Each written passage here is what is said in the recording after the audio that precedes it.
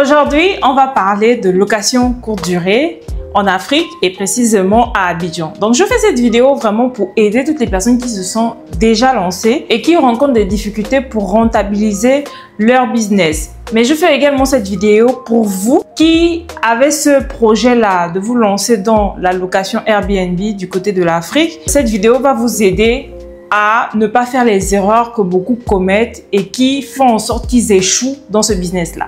Bonjour, si c'est la première fois que vous me suivez, sachez que je suis Lomi Nditou. Je suis entrepreneur du côté de la Côte d'Ivoire.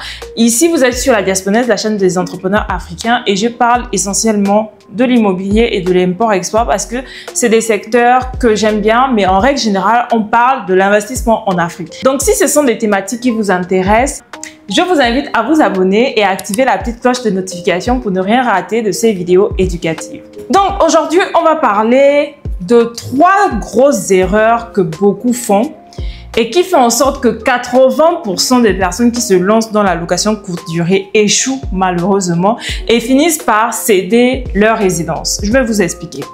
Donc cette semaine, un de mes amis, je connais bien, me contacte, il me dit Lomi, je vais vendre ma résidence. Je dis mais pourquoi? Et pourtant, elle est quand même bien située, tu as fait des efforts côté déco.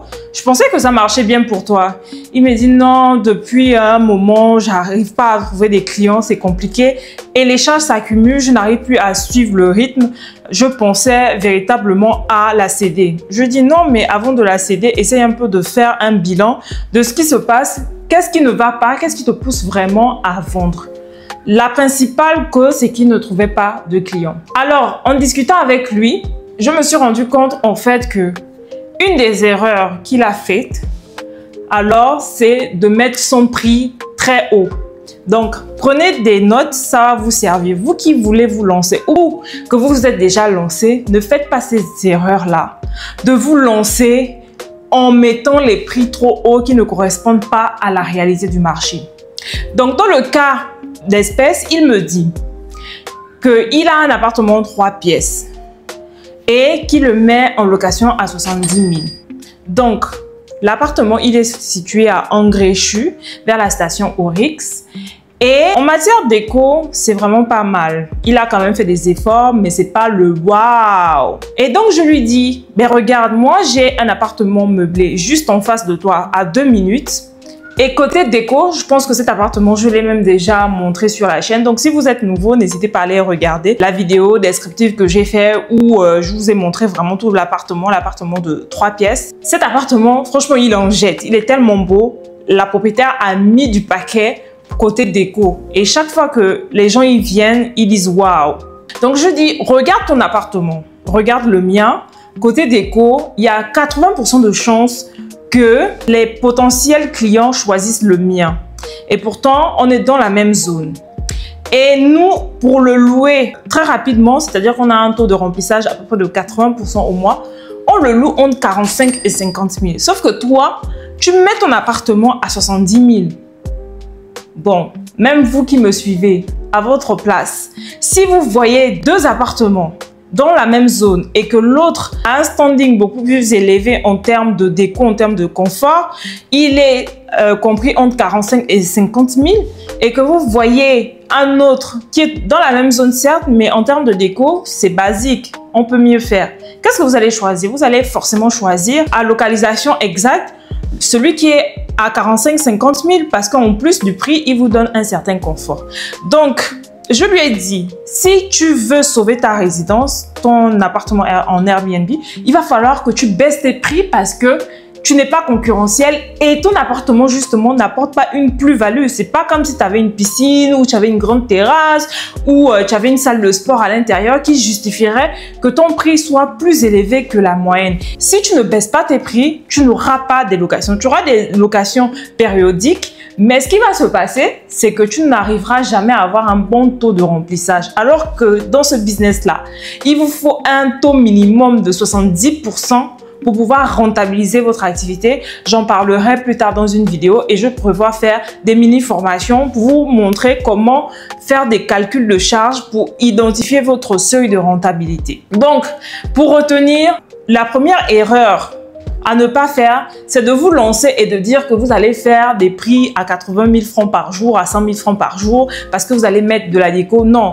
le marché a ses règles.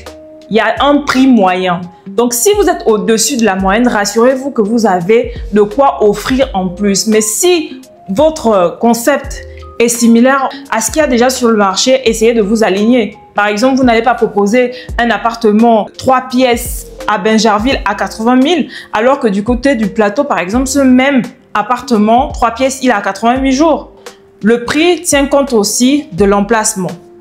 Donc, retenez ceci. Avant de vous lancer, faites bien l'étude de marché pour savoir quel est le prix moyen auquel est loué le type d'appartement que vous souhaitez mettre en location et essayez de vous aligner ou alors d'être un peu plus haut que la moyenne si vous apportez plus de valeur, mais ne dépassez pas non plus. Ou une autre stratégie, c'est la stratégie de pénétration, c'est-à-dire que si la moyenne c'est 50 000 jours, vous pouvez être à 45 000 pour attirer des premiers clients. J'espère que ce conseil, vous l'avez bien noté et que surtout vous allez le mettre en pratique.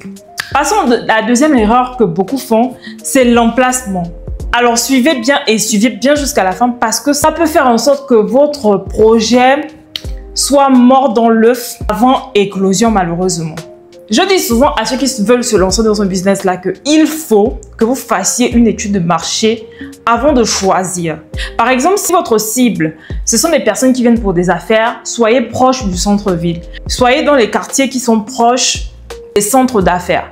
Par exemple, du côté de la Côte d'Ivoire, notamment à Abidjan, si vous ciblez les gens qui viennent pour les affaires, allez-y en zone 4 ou bien dans la zone du plateau ou bien encore dans la zone de Cocody qui est vers l'hôtel Ivoire. Dans cette zone-là, parce que c'est beaucoup plus accessible pour eux. Ils vont chercher des appartements qui sont proches, à Riviera Golf par exemple, qui prennent 15, maximum 20 minutes pour arriver dans le centre des affaires. Si vous ciblez ce genre de personnes-là, par exemple, vous n'allez pas aller prendre un appartement à Bata, par exemple, et espérer toucher cette clientèle. Ça ne va pas marcher. Il y a cette variable à prendre en compte, mais il y a aussi le quartier, l'extérieur. Parce que parfois, vous arrivez dans des immeubles, l'intérieur de l'appartement est tellement chic, c'est beau. Mais quand vous ouvrez les fenêtres, l'extérieur, la vue n'est pas belle. Pourquoi? Parce que soit c'est étouffé, il y a beaucoup de maisons autour. Quand vous ouvrez la fenêtre, ça donne sur un mur. Ou alors parfois, ce que j'ai vu, c'est que quand vous ouvrez la fenêtre, ça donne sur des bidonvilles malheureusement où c'est pas très joli à voir. Donc, c'est des facteurs bloquants qui font en sorte que quand par exemple un client vient en visite avant de payer, parce que ça se fait beaucoup en Afrique, ils vont se dire ah non, moi j'aime pas trop la vue, j'aime pas trop l'extérieur, comment c'est fait. Il y a aussi, en termes d'emplacement, il y a l'accessibilité. C'est très important. Vraiment, essayez de tenir compte de ces notions que je vous donne parce que beaucoup, malheureusement, ont payé cher. Vous allez prendre un appartement qui est rentré trop dans le quartier, c'est pas bitumé. Donc, du coup, les gens, quand ils viennent, déjà pour accéder, c'est compliqué. Parfois, ils viennent la nuit de voyage. Ils arrivent, ça ne les convient pas et la prochaine fois, ils ne reviennent plus. Alors que pour maximiser votre taux de remplissage, il faut miser beaucoup plus sur la fidélisation parce que quand un client vient et qu'il a aimé, son prochain séjour, il y a peut-être 80% de chances qu'il revienne chez vous et surtout 90% de chances qu'il vous recommande à d'autres personnes. Donc vraiment, choisissez bien l'emplacement. L'emplacement, c'est le quartier, c'est les voies d'accès. L'emplacement, c'est la vue extérieure. L'emplacement, c'est la localisation même par rapport aux besoins de votre site. Donc, j'espère bien que vous avez compris ce conseil-là et que vous allez le mettre en pratique surtout. Donc, ne partez pas encore parce que je vais vous donner à la fin un conseil en bonus qui va vraiment vous servir. Troisième erreur à ne pas commettre lorsque vous vous lancez dans le business de la location courte durée, c'est au niveau de la déco. Et j'attire vraiment votre attention parce que c'est quelque chose que j'ai vécu récemment. Alors, il y a un client qui me contacte, il me dit « Oui, madame, j'ai vu votre actualité sur Facebook. D'ailleurs, n'hésitez pas à aller sur Facebook me soutenir en vous abonnant à ma page Facebook Archel Immobilier. C'est le nom de ma conciergerie du côté d'Abidjan. » Donc, il me dit « Madame, franchement, j'aime beaucoup votre contenu. Est-ce qu'on peut se rencontrer ?» Donc, du coup, je lui dis de passer à mon bureau. Et donc, il vient à mon bureau et on discute. Donc, il me dit qu'il a commencé par un studio, mais le but, en fait, c'est de pouvoir faire plusieurs résidences, des appartements de 2 pièces, 3 pièces, etc. Donc, après discussion, on est allé en visite pour que je puisse voir l'appartement.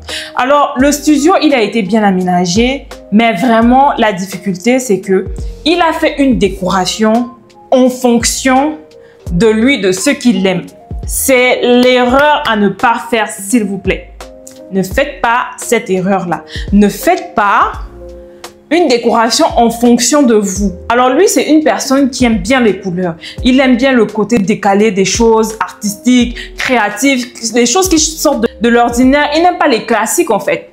Sauf que quand on fait un business, on ne le fait pas pour soi, on le fait pour les autres.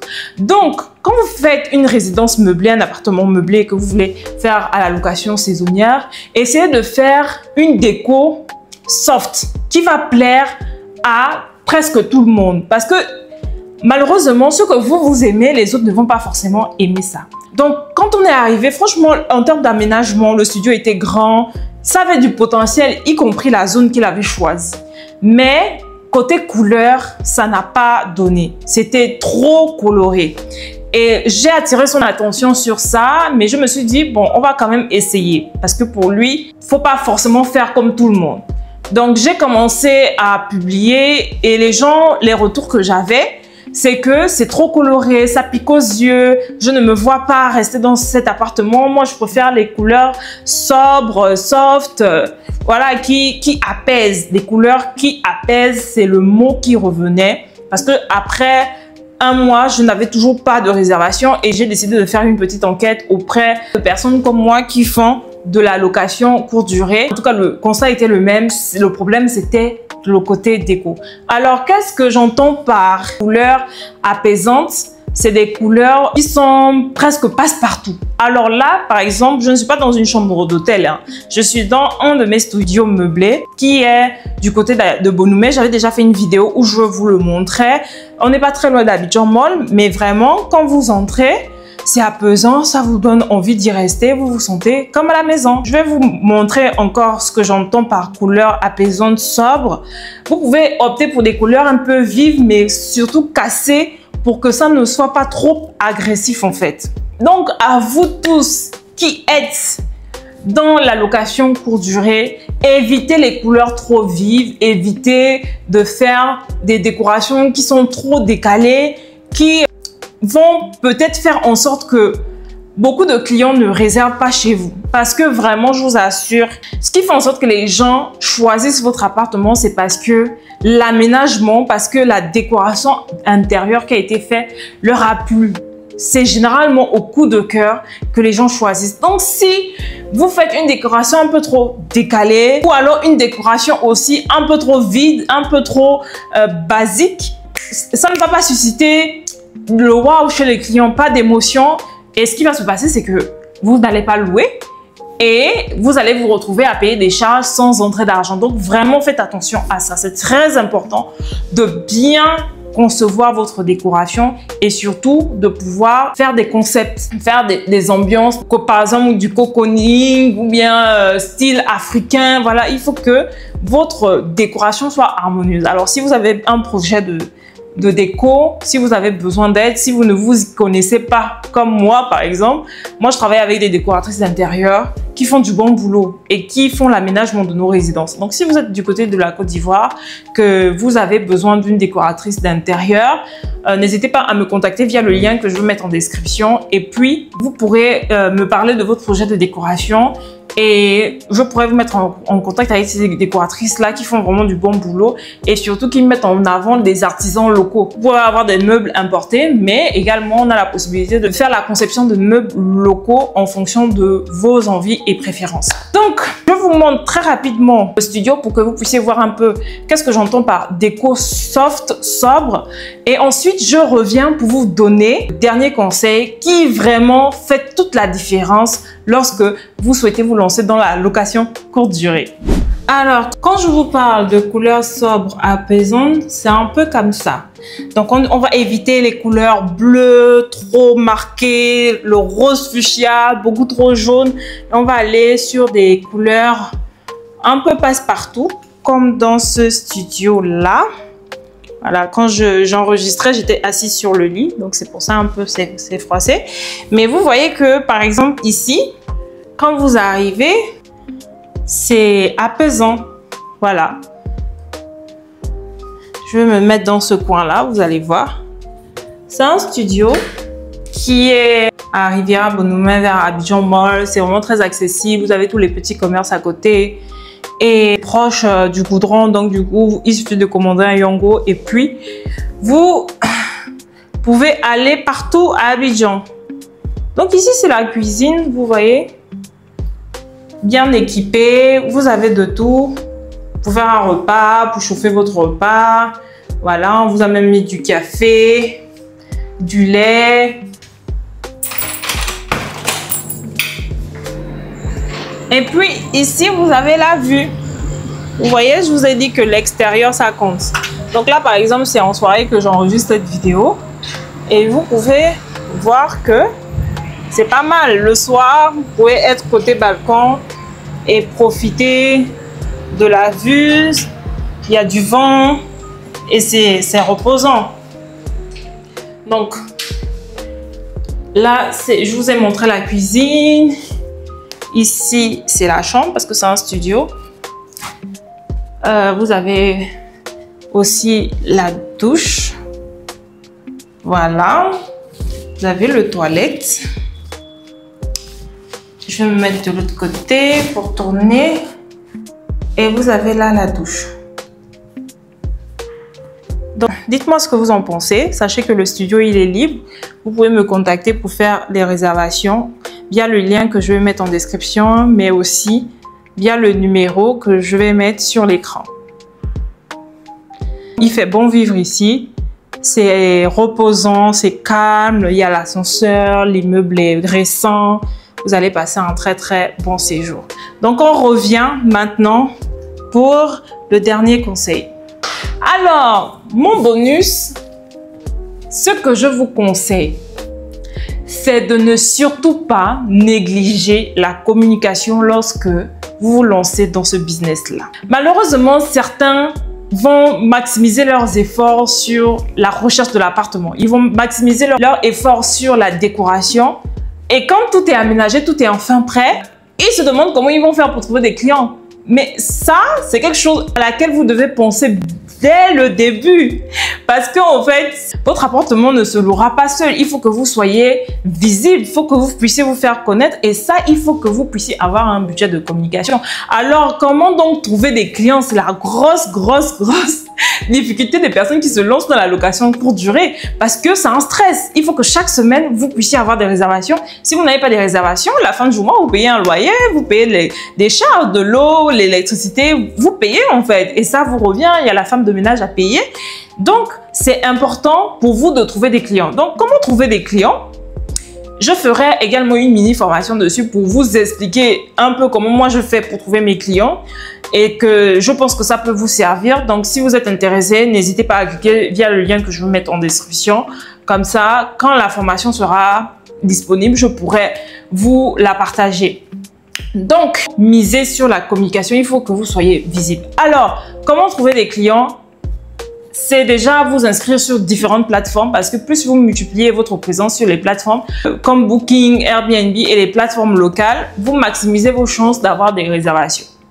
Donc, une autre manière d'avoir des clients, c'est que vous puissiez construire une communauté sur les réseaux sociaux qui va vous suivre et apprécier votre contenu. Il faut faire beaucoup de contenu. Et si vous allez sur ma page Facebook Archel Immobilier, vous allez voir que je partage énormément de contenu pour essayer de créer un lien de confiance avec ma communauté. Et cette communauté-là, elle représente en fait des clients potentiels. Donc, non, il ne faut pas être juste assis dans sa résidence ou bien dans sa maison en pensant que votre appartement va se remplir seul ou bien le fait de le mettre simplement sur les plateformes, les clients vont venir comme ça. Encore que sur les plateformes, il y a beaucoup de concurrence. Donc, vous pouvez, moi j'ai une amie, elle a fait près d'un an avec son annonce Airbnb, mais elle n'a jamais eu de réservation, par exemple.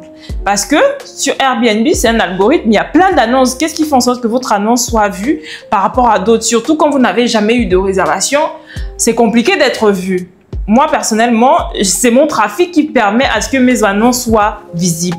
Mais quand vous vous lancez, si vous n'avez pas une communauté, c'est compliqué. Donc, il faut vraiment miser sur la communication. Construire une communauté sur les réseaux, choisissez un réseau social, que ce soit Facebook, que ce soit TikTok, Instagram. En tout cas, soyez présents.